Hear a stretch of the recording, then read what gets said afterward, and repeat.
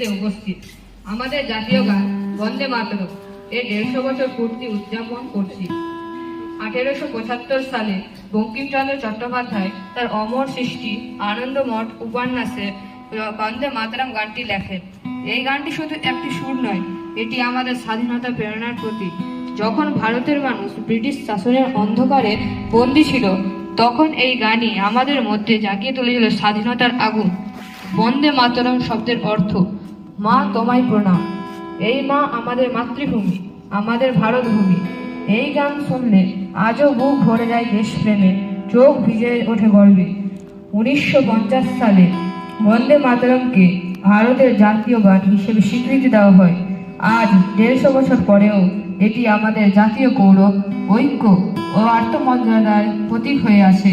চলুন আমরা এই বিশেষ দিনে প্রতিজ্ঞা করি, আমরা সবাই দেশকে ভালোবাসবো, মাতৃভূমির জন্য নিষ্ঠা ও সততার সঙ্গে কাজ করব এবং বঙ্কিমচন্দ্রের এই আহ্বান বন্দে মাতরম আমাদের হৃদয়ে চিরকাল অমর রাখবো। ধন্যবাদ। আমাদের মরমে আছে, আমাদের চিন্তনে আছে, চেতনায় আছে। এই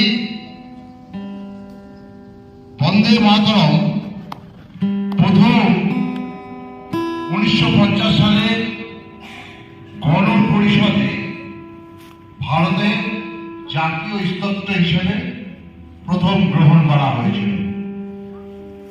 পরে বঙ্কিমচন্দ্র চট্টোপাধ্যায় তার এই গানটিকে আনন্দমঠ উপন্যাসে অন্তর্ভুক্ত করেছিলেন। 1875 সালে বঙ্কিমচন্দ্র চট্টোপাধ্যায় তার অমর সৃষ্টিকা আনন্দমঠ উপন্যাসে বন্দে মাতরম গানটি লেখেন।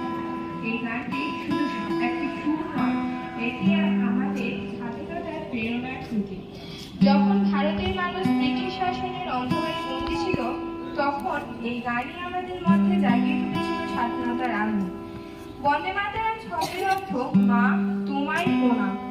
এই মা আমাদের মাতৃভূমি এবং আমাদের ভারত ভূমি। এই গান শুনলে আজও বুক ভরে যায় দেশপ্রেমে, চোখ ভিজে ওঠে গর্বে। সাহিত্য সম্রাট বঙ্কিমচন্দ্র চট্টোপাধ্যায় 1875 সালে অক্ষয়া নবমীতে 7 নভেম্বর এই গানটি লিখেছিলেন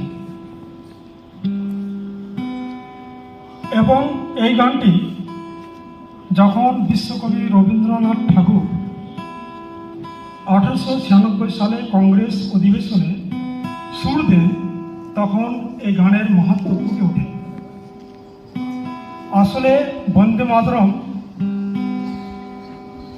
এই ধ্বনিতেই আমরা জেগে উঠি, আমাদের হৃদয়ে রয়েছে।